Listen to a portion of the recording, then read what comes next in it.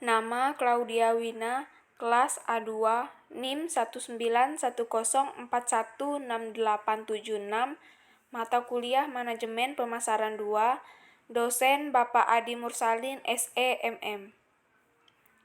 Pengertian market research. Riset pasar atau market research dalam bahasa Inggris adalah proses mengevaluasi kelayakan produk atau layanan baru dengan melakukan riset langsung dengan calon konsumen. Metode ini memungkinkan organisasi atau bisnis menemukan target pasarnya, mengumpulkan dan mencatat opini, dan kemudian membuat keputusan pemasaran yang benar.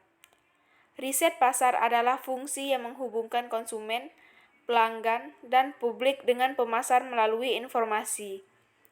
Informasi ini digunakan untuk mengidentifikasi dan menentukan peluang dan masalah pemasaran, menghasilkan, meningkatkan, dan mengevaluasi upaya pemasaran, memantau kinerja pemasaran, dan meningkatkan pemahaman tentang proses pemasaran. Tujuan market research. Tujuan melakukan riset pasar adalah untuk mempelajari dan memahami pasar yang terkait dengan produk atau layanan tertentu, untuk mengetahui tanggapan audiens atau konsumen terhadap produk atau layanan tersebut. Riset pasar akan memberikan perhatian khusus pada pengumpulan semua informasi tentang proses pemasaran. Dengan kata lain, riset pemasaran juga dapat digambarkan sebagai identifikasi sistematis dan objektif dari hal-hal berikut: pengumpulan, analisis, dan penyebaran informasi. Tujuannya adalah untuk membantu manajer dalam membuat keputusan yang berkaitan dengan mengidentifikasi dan memecahkan masalah dan peluang pemasaran. Proses market research. Untuk memulai riset pasar atau riset, kita perlu mengikuti langkah-langkah berikut. 1. Definisikan masalahnya. Keputusan terpenting yang harus diambil keputusan manapun saat melakukan riset pemasaran adalah mengetahui masalah apa yang akan diselesaikan oleh riset tersebut.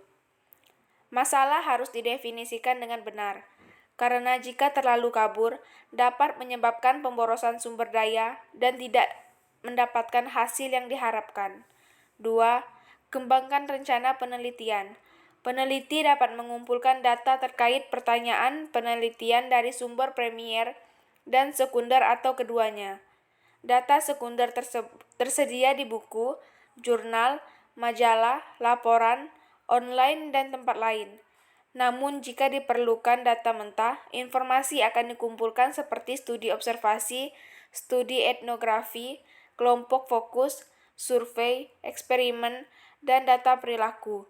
Setelah menentukan metode penelitian, peneliti harus merancang rencana pengambilan sampel dan harus mengambil keputusan dalam banyak hal, seperti responden, ukuran sampel, dan informasi kontak. 3. Kumpulkan pesan. Langkah selanjutnya adalah mengumpulkan informasi berdasarkan rencana penelitian yang diuraikan pada langkah kedua. Data atau informasi yang dikumpulkan harus valid dan tidak adil. Kesulitan pada tahap ini adalah prasangka atau keengganan narasumber untuk memberikan jawaban. 4. Analisis informasi. Setelah mengumpulkan informasi, langkah selanjutnya adalah menganalisis informasi tersebut. Peneliti menerapkan beberapa teknik statistik untuk analisis, seperti metode perhitungan atau pengukuran dispersi. Selain itu, ada beberapa model keputusan lanjutan untuk analisis data. 5. Sebutkan hasil survei. Terakhir, semua temuan dan hasil penelitian akan diserahkan kepada manajemen puncak, yaitu Direktur Eksekutif, CEO, atau Dewan Direksi, untuk membuat keputusan pemasaran yang sesuai dengan penelitian. 6. Buat keputusan. Pengambilan keputusan adalah langkah terakhir dari riset pemasaran. Kemudian hasil survei diserahkan kepada manajemen senior, dan manajemen senior akan membuat keputusan berdasarkan hasil survei. Jenis-jenis market research. Riset pasar premier. Riset pasar premier adalah proses organisasi atau perusahaan yang berurusan dengan pelanggan akhir atau memperkerjakan pihak ketiga untuk melakukan riset terkait untuk mengumpulkan data. Dengan kata lain, riset pasar primer adalah riset yang dilakukan dengan melibatkan langsung sumber yang akan diteliti. Data yang dikumpulkan dapat berupa data kualitatif atau data non-digital, atau data kuantitatif atau data digital atau statistik.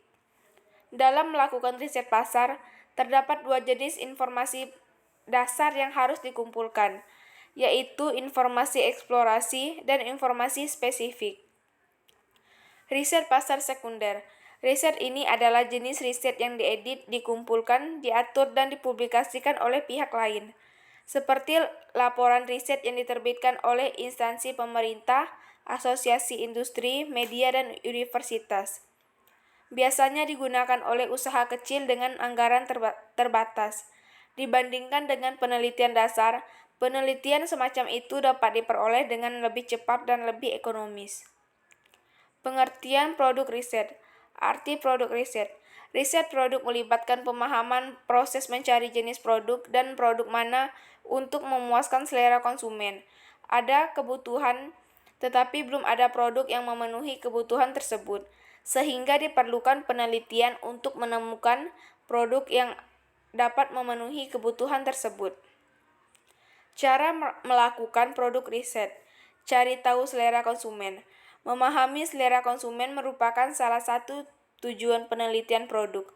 Pelanggan mana yang Anda targetkan?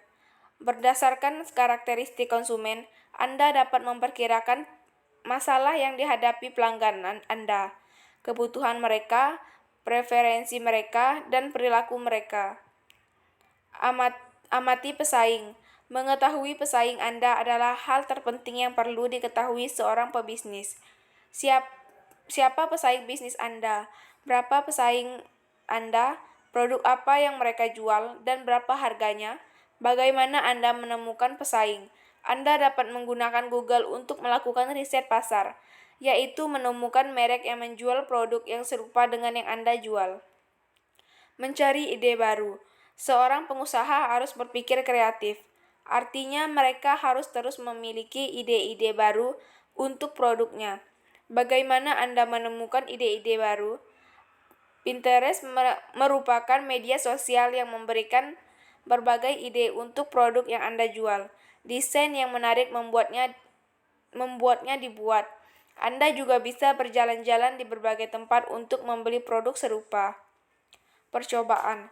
Setelah mengumpulkan data dari berbagai sumber, Anda harus bereksperimen dengan percaya diri.